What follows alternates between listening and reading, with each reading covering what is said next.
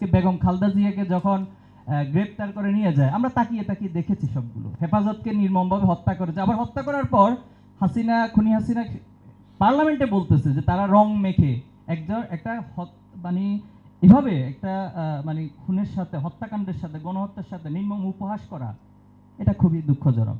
এই জন্য আমি কথাটা এই জন্য বললাম, এই যে প্লটগুলো আজকে গণহত্যার জন্য দায়ী ছিল।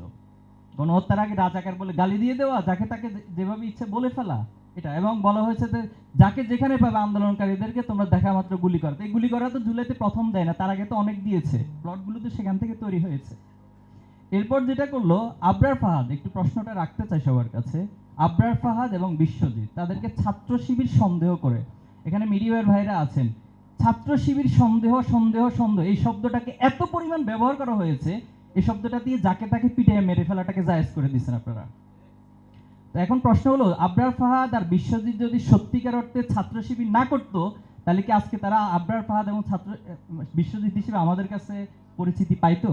এটা প্রশ্নটা রাখলাম আমি সবার কাছে, উত্তরটা দিবেন।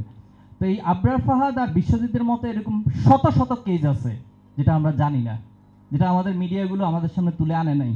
কারণ কি? তারা ছাত্র শিবির, যে একটা অচ্ছুত জাতি, তাদেরকে এখানে নিয়ে আসা যাবে না। আমি মনে করি এই সমস্ত সবগুলো কারণে আজকে জুলাই গণহত্যার শিকার আমরা হয়েছি। এরপরে আমাদের এখন যেটা বিচার নিয়ে আপনার প্রশ্ন, সেক্ষেত্রে আমি বলবো যথেষ্ট আমরা এখানে সার্টেন কিছু বলতে পারছি না, বিচারটা কতটুকু হবে।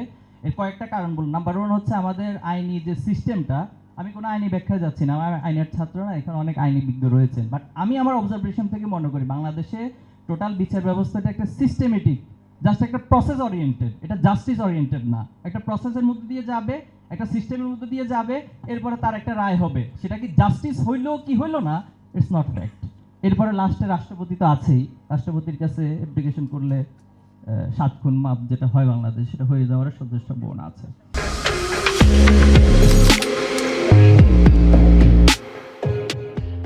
আর এখানে আমরা ওভারঅলি যেটা দেখছি, আমার আগে আমার জাহিদ হাসান ভাই তিনি চমৎকার বলেছেন যে অনেকগুলো মামলা বাণিজ্য হচ্ছে।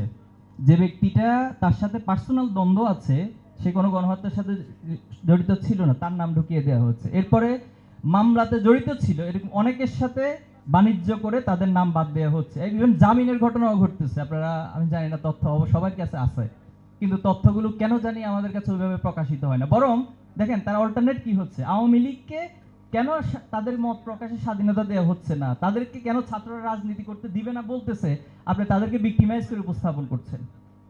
তা আপনি ন্যায় বিচার কোথায় পাবেন, কিভাবে পাবেন? আমি এটা খুবই সন্দিহান আমার জায়গা থেকে। আমি আগে বলছি, আমি আইনি ব্যাখ্যা যাচ্ছি না, আমি ছাত্র সমাজের প্রতিনিধি হিসেবে আমার অবজারভেশনগুলো বললাম।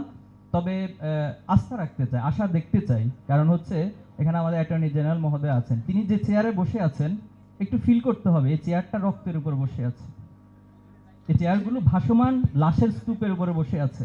এজন্য আমরা আশা করব এই ফিলিংসটা যদি ওনারা নিতে পারেন, তাহলে ন্যায় বিচারটা পসিবল হবে।